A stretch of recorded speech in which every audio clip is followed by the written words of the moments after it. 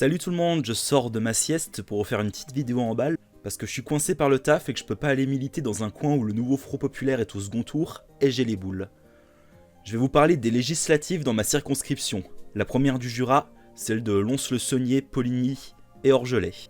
Les législatives, c'est là où on élit les 577 députés de l'Assemblée nationale, ceux qui vont voter les lois. Le plus gros groupe uni à l'Assemblée, c'est celui qui choisit le Premier ministre, donc le gouvernement. Donc ouais, logiquement, c'est une élection plus importante pour nos vies et notre environnement que les élections présidentielles, même s'il y a moins de gens qui vont voter. Dans le Jura, il y a 3 circonscriptions, Lons, Dole, Saint-Claude, donc 3 députés. On va commencer par un petit rappel des élections de 2022. Je vais vous parler de Lons-le-Saunier. En 2022, à Lons-le-Saunier, Emmanuel Macron, il a fait 27,52%. Mélenchon, 27,50%, seulement une ou deux voix de moins. Et Marine Le Pen, 18,16%. Et au second tour, face à Le Pen, Macron a fait 63%. Donc on est face à une ville qui est relativement antifasciste et qui fait le jeu du barrage, le jeu des castors. Puis vinrent, quelques semaines après, les élections législatives. Un affrontement évident entre la sortante macroniste, donc la députée Danielle Boulbois. Concrètement, Madame Boulbois, les budgets du gouvernement, donc les budgets d'austérité dans l'hôpital public, les fermetures de classes, y compris dans le Jura, vous les avez votés, Madame Boulbois. Vous pouvez pas faire croire aux gens que c'est pas vrai. Je n'ai voté... Vous n'avez pas voté les budgets du gouvernement? j'ai... Et la NUPES, qui s'est formée entre-temps. Et donc le candidat insoumis, Anthony Blondel, Vous les avez votés. dans une ville qui a mis Mélenchon seulement une voix derrière Macron et bien devant Marine Le Pen, au second tour, il perd de 3000 voix. C'est beaucoup pour une élection législative, des fois c'est des élections qui se jouent à moins de 10 voix près, mais c'est pas insurmontable pour les législatives suivantes, qu'on pense qu'elles vont venir en 2027. Et le taux d'abstention pour ces élections, il est d'à peu près 50% pour les deux tours. Donc la moitié des gens sont pas allés voter. 2 ans plus tard, donc aujourd'hui, après les mobilisations historiques contre la réforme des retraites, qui a amené des milliers de gens à manifester dans les rues de Lons-le-Saunier, qui est une petite ville de 17 000 habitants. C'est comme si on avait des millions et des millions de manifestants à Paris, c'est énorme. Cette année, il y a eu les élections européennes, où il y a eu un refus de l'union de la gauche proposée par la France Insoumise, même si la France Insoumise avait proposé que les écologistes aient la tête de liste, tout le monde a préféré aller tout seul. Du coup, la gauche est allée éclater et il y a eu une grosse dynamique du Rassemblement national. C'était aussi une élection où il y avait énormément de petits partis, des partis qui allaient du fascisme assumé, en passant par le parti animaliste, pour qui les gens votent surtout à cause du petit chat sur... Et ça va jusqu'aux candidats de gauche radicale qui utilisent à raison les élections comme occasion de parler à la télé dans leurs clips de campagne. C'est toujours bon à prendre. Un truc important qui est à prendre en compte pour les élections européennes, c'est que l'abstention elle est plus énorme que jamais. En effet, depuis le référendum de 2005, les gens ils sont super méfiants des institutions européennes.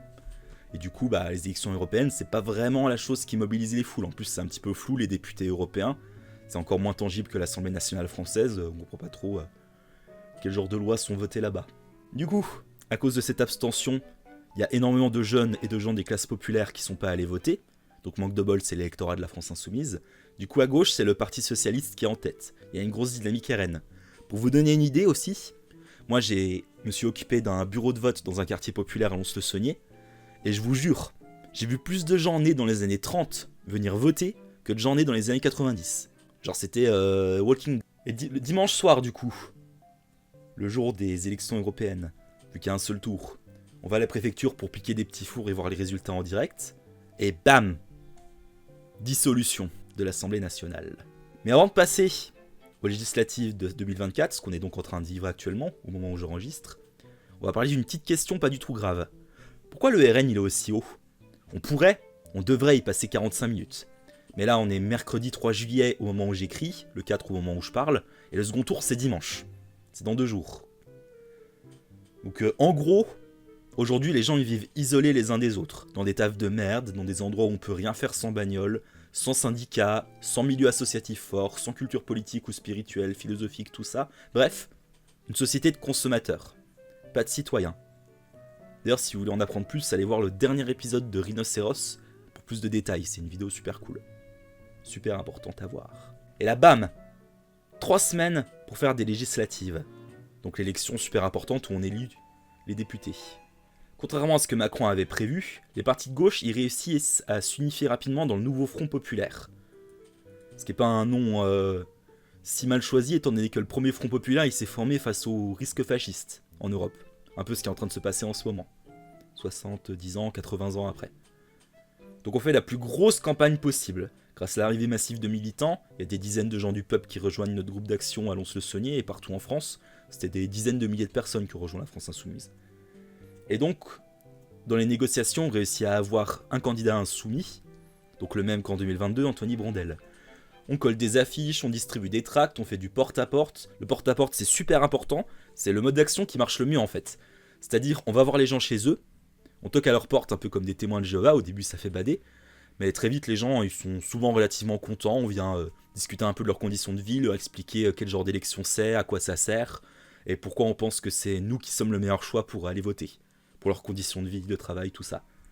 Donc on met tout en place dans un temps super court, on va avoir des centaines de gens chez eux, pas seulement pour convaincre, mais pour faire le taf que l'État fait pas donc. Et le soir du premier tour, le verdict tombe, le RN maintient sa dynamique, et le groupuscule du GUD monte en ville pour taguer des croix celtiques partout. Sauf sur le local de la France Insoumise, soit parce qu'il y avait du monde dedans et qu'ils ont pris peur, parce que c'est des lâches, les militants d'extrême droite surtout, soit parce qu'ils sont trop débiles pour avoir remarqué qu'il y avait un local insoumis dans la ville où qu'ils allaient taguer, de tags antisémites et anti-gauche. Donc le RN, avec sa candidate parachutée, arrive en tête, avec 27% des inscrits, 39% des exprimés.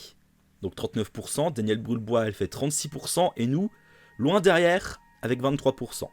Donc typiquement, tous les vieux qui vont voter à gauche d'habitude, ils sont allés faire barrage au fascisme en votant chez les macronistes, pour fuir la figure de Mélenchon rendue repoussoire par les mêmes médias qui font monter l'extrême droite. Donc voilà, je pense que c'est assez révélateur de quel genre de candidat fait peur aux riches et aux racistes. Donc dans les régions où les gens ils sont un petit peu moins matrixés les uns contre les autres par la situation délétère de notre société, par les grands médias et l'ambiance pourrie, la destruction des services publics, tout ça et la vie sociale. Donc dans les grandes villes en gros, grandes villes c'est pas si Paris centré de parler de grandes villes où la population est nombreuse, parce que c'est aujourd'hui là où vivent 80% des gens, dans des villes bien plus grandes que Lons-le-Saunier. Heureusement là-bas donc, le nouveau Front Populaire il fait des bons scores, et bah ça nous fait du coup espérer que l'extrême droite n'aura pas une majorité à l'Assemblée nationale. Donc on n'oublie pas de toutes et tous se mobiliser et de pas donner une seule voix à l'extrême droite.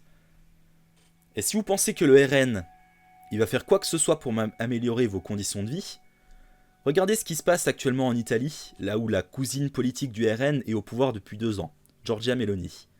Elle a fait reculer le droit à l'avortement, des enfants sont arrachés à leurs parents gays, le RSA a été supprimé, la pauvreté monte, et même si vous votez pour le RN parce que vous vous dites qu'ils vont virer les immigrés, qu'importe ce que les immigrés vous ont fait personnellement, si même vous en avez déjà croisé, et bah le patronat italien a bien fait comprendre à Meloni que les immigrés en fait, ils en avaient besoin, parce que sinon, qui c'est qui va conduire les camions poubelles, faire tous les métiers que tout le monde veut pas faire.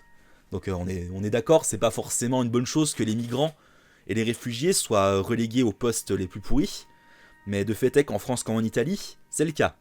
Les gens qui nettoient les bureaux à la Défense ou à Lons-le-Saunier ou au bord de la Rocade, c'est souvent des gens issus de l'immigration, ou en tout cas des classes populaires. Donc virer tous ces gens-là pour des prétextes racistes, c'est pas forcément ce qui marche le mieux pour l'économie si on est juste cynique et qu'on n'a aucune considération pour les humains. Donc le patronat italien, il a poussé l'extrême droite italienne, la même que le RN, à faire venir plus de réfugiés. Donc au final, même si vous votez pour le RN pour des raisons racistes, ça va pas marcher en fait. Faut pas oublier que le RN, c'est le macronisme avec le racisme et la destruction accélérée de vos droits fondamentaux en plus. Rien de plus. Peu importe le résultat dimanche, l'avenir s'annonce compliqué pour tout le monde. Peu importe qui aura la majorité relative à l'Assemblée, il faudra lutter contre le fascisme, le néolibéralisme parfaitement compatible avec le fascisme de Macron, et se méfier des trahisons possibles des partis de centre-gauche. Bref, bisous. Prenez soin des gens autour de vous, battez-vous pour la liberté, l'égalité et la fraternité. LOL, adieu!